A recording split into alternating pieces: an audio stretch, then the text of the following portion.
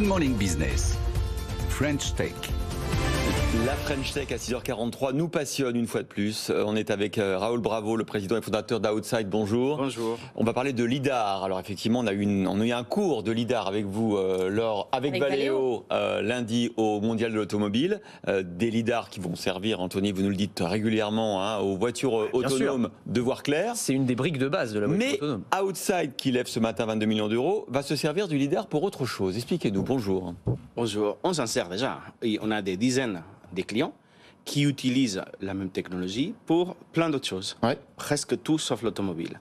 En fait, le paradoxe, c'est que c'est une technologie qui a été impulsée grâce à des milliards quand même d'investissements avec l'objectif de la voiture autonome qui arrivera un jour, mais pas tout de suite. Ouais. Et pourtant, c'est une technologie qui est précieuse, critique, une valeur très importante. Pour d'autres... Et mature, en fait, parce qu'on l'utilise déjà. Mature et accessible. Parce qu'une des questions aussi sur la voiture, c'est le prix, pour que ça soit acceptable. C'est absolument pas un problème pour énormément d'applications dont on peut en parler. Ah bah oui, alors à quoi servent vos LIDAR? Alors nous, on ne fait pas des LIDAR. En fait, le paradoxe aussi, c'est que grâce à tous ces investissements pour la voiture autonome, il y a à peu près 80-100 sociétés quand même, autres que Valeo. Valeo est un des leaders pour la voiture, mais il y en a 80 d'autres qui font du matériel, le capteur lui-même, en fait. Le problème, c'est que dès que vous sortez de la voiture autonome, qui est un monde d'experts 3D, il n'y en a pas beaucoup, en fait, toutes ces autres industries ne savent pas utiliser cette technologie qui est nouvelle. Et c'est une toute nouvelle donnée, en fait, qui n'est pas comme une caméra. Donc, toutes les études, tout le savoir-faire sur les traitement d'image ne peut pas être réutilisé pour cette donnée-là. Et donc, notre métier est de faire du logiciel qui prend les données de tous ces capteurs-là, pour lesquels il n'y a aucun standard d'ailleurs, qui sont très compliqués à utiliser, et les rendre faciles pour des ingénieurs. Donc, ça reste quand même technique, mais pas des experts 3D. Peut-être rappeler en un mot quand même ce que Anthony. c'est qu'un LIDAR et comment ça fonctionne. Parce que c'est, en fait, je parle sous votre contrôle du coup, mais c'est un faisceau laser, c'est ça, qui va analyser dans son environnement les formes, les structures, et qui va être capable de détecter n'importe quel objet potentiellement. C'est ça l'idée? Exactement. Comme vous dites, c'est un laser, comme ce qu'on peut acheter dans n'importe quelle enseigne de bricolage pour mesurer la distance. C'est exactement la même chose. C'est juste qu'au lieu d'avoir un point, il a des millions. Et ça va servir à quoi alors du coup concrètement? C'est quoi les applications? Il sert beaucoup à compter, notamment à faire des inventaires, à compter les gens dans les aéroports. Voilà, exactement. Donc en fait, c'est quelle est la donnée qu'on obtient avec ça? On obtient la distance, la vitesse, la taille, la forme. Ça, c'est des données qu'on obtient et qu'on ne peut pas avoir avec une caméra. Une caméra, ça vous donne que de la couleur, en fait. Et donc, à quoi ça sert avoir la distance, la position, la vitesse? Donc, effectivement, un exemple, dans un aéroport, dans un centre commercial, dans une gare, on peut aujourd'hui, enfin, on va dire, compter exactement la position, la vitesse, le nombre de personnes, mais pas seulement les compter. Parce que compter, bon, vous pouvez mettre une caméra qui compte le nombre de personnes qui traversent une porte. Ce qui nous intéresse, ce n'est pas seulement de compter, c'est de savoir à tout moment, chaque personne individuelle, où est-ce qu'elle est, qu'est-ce qu'elle a fait, comment il a interagi avec les autres. Par exemple, mettons qu'on a un groupe de personnes, qu'il y a une personne de ce groupe qui se détache et qui arrive au comptoir des enfants qui ont perdu leurs parents dans les magasins.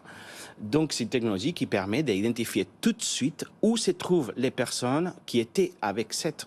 C'est incroyable. Oui. Dingue. Pourquoi? Et sans les problèmes de confidentialité de la reconnaissance faciale en plus que pour le Sans coup, la reconnaissance faciale. Donc, effectivement, techniquement parlant, il y a deux caractéristiques additionnelles de LIDAR qui n'a pas les caméras. La première, c'est que il ne permet pas d'identifier les personnes. C'est pas qu'on s'interdit de le faire, c'est que techniquement, ce n'est pas possible. Mais du coup, il se base sur quoi? Sur la chaleur du corps? Comment il distingue les gens? En fait, tout simplement parce que quand vous avez un point laser qui voyage dans l'espace, il le suit. Il rebondit dans votre corps ou dans les murs ou peu importe, il revient. Et comme la vitesse de la lumière, parce que ça reste de la lumière, c'est connu, on a juste à compter les temps aller-retour pour savoir quelle est la distance. Ouais. Et donc, une fois que vous avez ça et que vous multipliez ça par des millions de points dans tout l'espace, en fait, vous comprenez, sans besoin de comprendre la chaleur, juste la distance, en fait, vous pouvez savoir beaucoup de choses. En vous écoutant, moi j'ai des milliers d'idées c'est passionnant, pour votre application. D'abord, en matière de sécurité, par exemple, dans une foule, s'il y a un comportement suspect, est-ce que vous l'utilisez? Après, pour reconstituer aussi, pour les assurances, par exemple, dans un accident automobile, qu'ont fait les conducteurs en cause, par exemple, dans les secondes qui précèdent l'accident.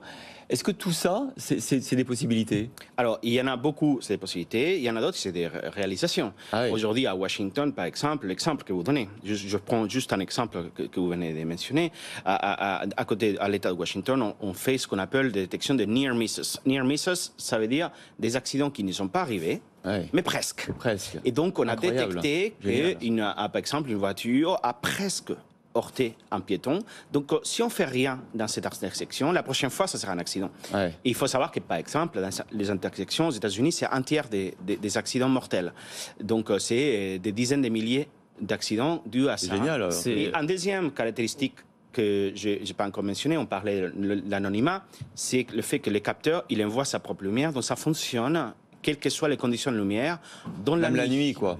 Et il s'avère que, par exemple, la nuit, proportionnellement, il y a beaucoup plus d'accidents que pendant la journée, par exemple. Donc il y a tout un tas de... Ça change tout, hein, sur le volume, les perceptions. Il nous reste 15 secondes, Anthony. Il y en a aussi dans les smartphones. Les derniers iPhones, par exemple, il y a aussi des lidars. Vous travaillez avec eux, vous travaillez avec les industriels de... Oui, on travaille vraiment avec beaucoup d'industries. Pour finaliser, en fait, ce qui compte, c'est que pour nous, je pense que vous commencez à le percevoir, c'est une révolution technologique de la même ordre de grandeur, du même ordre de grandeur que l'ordinateur, Internet, la téléphonie mobile. Maintenant, c'est la 3D. Ça va toucher toute industrie.